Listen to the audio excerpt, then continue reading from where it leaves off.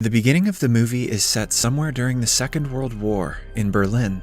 The Führer, Hitler, is with a behavior coach named Keppel. Hitler expresses his disagreement with the gesture of people's greeting to Keppel.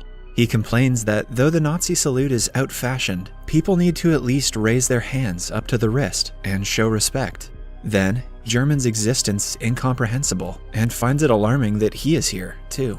He narrates that he has done everything humanly possible to destroy the foundations of the enemy who desecrated their soil. He finds in the following scene, he wakes up on the ground, somewhere in a forest. Looking up to the sky, he sees that the enemy aircrafts are missing and guesses that they might have taken some rest. Suddenly, a ball comes bouncing towards him and stops just at his side.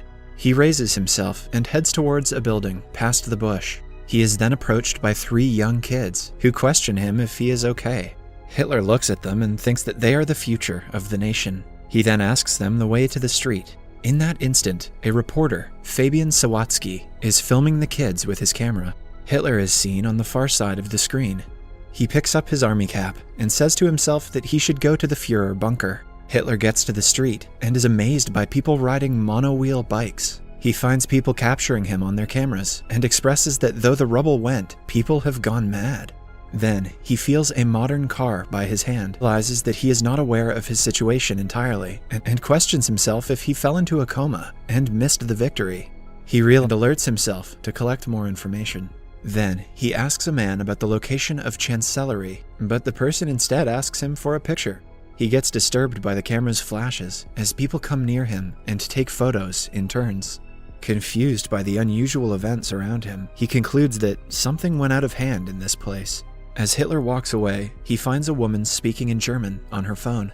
He comes closer and asks her about the current date, but the woman is terrified and sprays his eyes. Hitler cries in pain as his eyes get reddish and his vision gets blurred. He stumbles and walks to a newspaper shop nearby. He gets shocked to see the date October 3rd, 2014 written on the paper and falls to the ground at once. Somewhere else, the boss of a TV station, Karner, praises Mr. Christoph Sensenbrink for his excellent job as the deputy's head. He proposes a higher solution, but instead announces another worker named Miss Katja Bellini as the managing director. Due to this, Christoph is shocked and dissatisfied. He comes to his office and vents his anger out at a struggling filmmaker named Fabian. Despite Fabian's best attempts to convince his boss, he gets fired and thrown out by the guards. Sometime later, Hitler wakes up at the news shop and asks the owner about the date. He confirms that it is in fact 2014. A confused Hitler questions if the shopkeeper has kidnapped him and suspects that this is all a trick play of the enemy's secret service. He threatens to kill the shopkeeper if he is working for the enemy, but the shopkeeper gives him a bar of chocolate instead. Hitler opens it after quite a struggle and sniffs it. He declares it to be industrially pressed grain and questions the shopkeeper if there is still a shortage of bread. The shopkeeper asks Hitler if they are filming a documentary somewhere nearby, mistaking him for an actor. The shopkeeper then says that he looks exactly like the Führer, to which Hitler replies that he is the Führer. After that, Hitler sees the Turkish newspaper and asks if the shopkeeper has Stürmer or Panzerbar. The shopkeeper says that he has more Turkish customers. Hitler is astonished at the presence of Turkish people in Berlin. He then starts collecting information from the newspaper. While reading it, he assumes that he didn't win the war in the past, and Germany was given to the hands of clumsy women having the charisma of a wet noodle. He further laments the existence of Poland and concludes the war to be a total waste. Meanwhile, Fabian looks upon his video reporting about soccer and sobs, sad at the fact that he was fired. Don't worry, Fabian. In a couple years you can get a job on YouTube.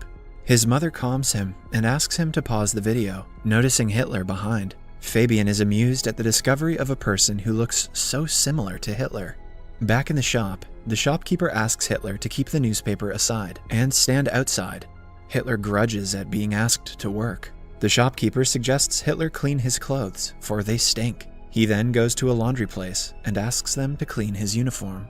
Hitler asks if they have another uniform, since he cannot walk away naked. Hitler doesn't understand that he's in modern-day Germany now, and nudity is no big deal. Next, we see Hitler walking to the news cellar with jeans and a sweater on. Hitler's looking bussin'. Fabian, on the other hand, has somehow managed to find him and is waiting for him in the shop. After getting a look at Hitler, he is amazed at his appearance. Fabian asks Hitler if he can film him as he marches through modern Germany. Hitler agrees with the idea. Fabian takes up some cash and a car from his mother and begins his journey with Hitler. The two end up in a hotel where Hitler gets amused at seeing the television. He then decides to talk about politics in Fabian's presentation. He goes to places asking people regarding their views on politics. After the interviews, he finds that there was minimal impact of democracy upon people during his absence. He inspects discontent and suppressed anger in people, which reminds him of the 1930s, when people had similar views but lacked the term political disenchantment. People tell Hitler about the problem of immigrants in the country, making Hitler push his idea that mixing the races doesn't work. Later, Fabian asks Hitler the source of his unique mustache. Hitler replies that he cut his mustache to a shape that fits a gas mask.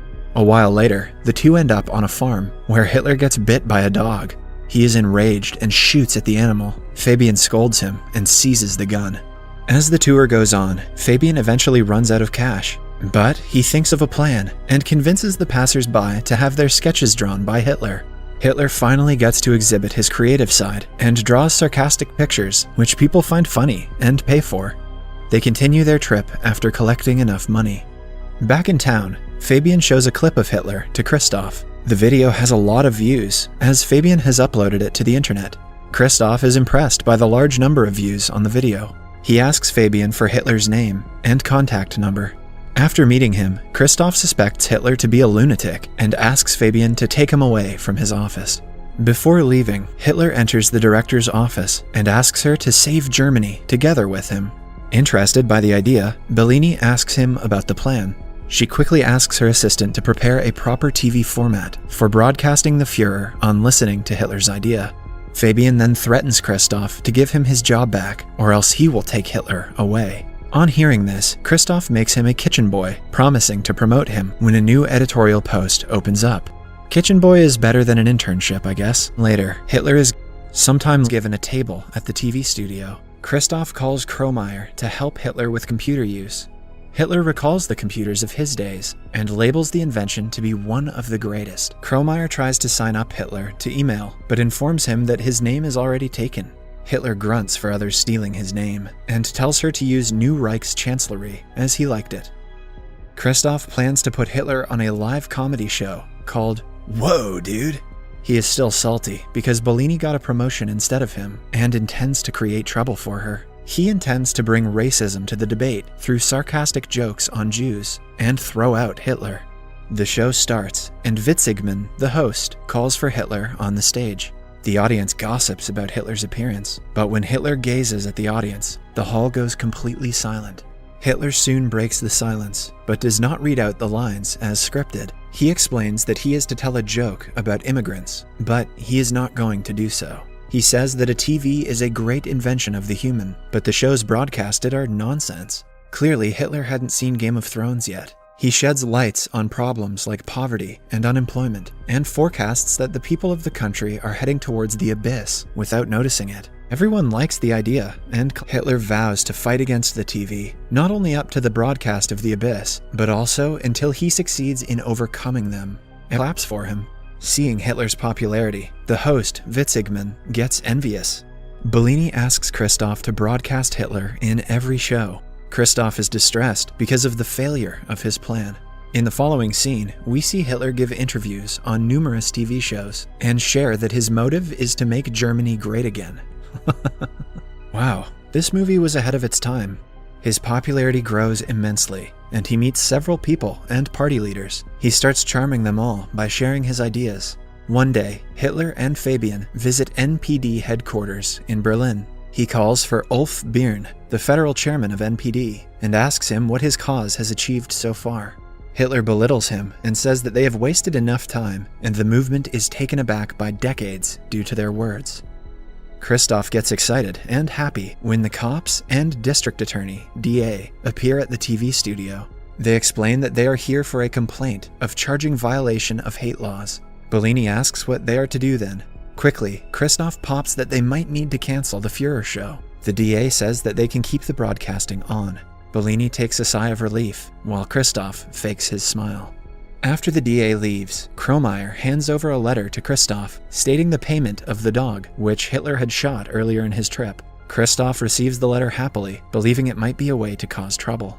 Next, Hitler is put on a TV program where he is asked direct questions about his different roles in the war. Hitler responds that he wants to reach out to people, but the interviewer tells him that all his deeds cannot be justified. He shows him the clip of him shooting the dog. The video disturbs the audience. Hitler is angered and threatens him that he would do the same to him. He further says that he will turn their studio into a parking lot for tanks. Christoph gets happier, seeing people's negative responses.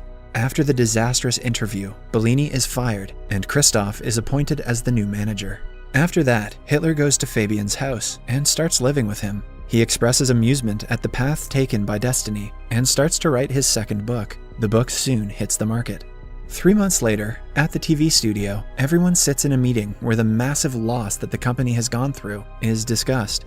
Christoph believes that Witzigmann's show will put them back on track, but one employee informs him that he has quit his job.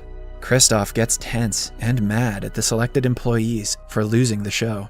One of the staff suggests getting Hitler back, which interests Christoph. He looks for Hitler again and offers Fabian that he will invest $1 million in the film that Fabian and Hitler are shooting, if, in return, they let them broadcast the movie on their TV station. Hitler and Fabian come to Kromeyer's house, where Kromeyer's grandmother identifies Hitler. She claims that Hitler gassed all the people up and killed them. She calls him a criminal and shouts at him to get out. In the car, Hitler shares that he is surprised at Kromeyer being a Jew. He starts to belittle Jews, calling them less of humans. Fabian gets disappointed at Hitler's actions and his words. Back in the set, Fabian gets Hitler to replay how he got to the place. He asks Hitler what happened before the ball came rolling to him in the woods, but Hitler cannot remember it. Later at night, he walks off the set and is surrounded by some thugs. They call him the reason to take Germany back and give him a hard blow on his face. As Hitler opens his eyes, he finds himself in a hospital in front of Bellini.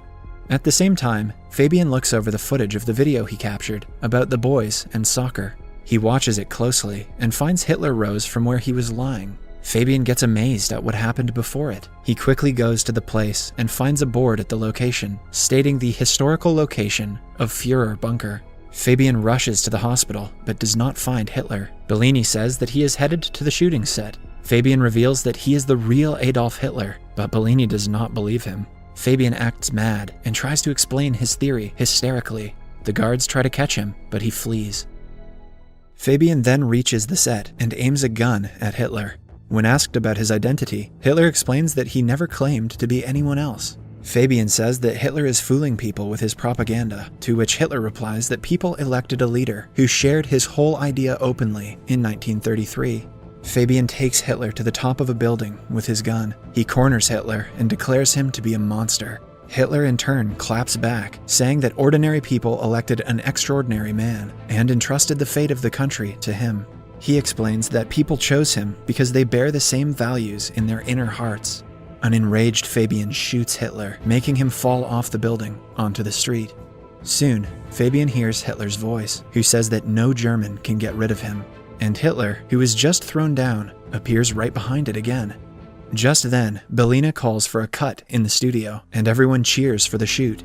Turns out that it was just a film shoot, and a random actor was playing the role of Fabian. Hitler then asks everyone to remember the comrades who could not be with them. Somewhere else, Kromeyer is sobbing, seeing Fabian through a hole in the mental ward. Hitler and Bellini are busy giving autographs and interviews to people after the film booms. As they pass by a car, the people on the street seem fond of Hitler and greet him with respect. Subscribe for more videos like this, turn on notifications, and leave a like to help the channel out. Thank you for watching.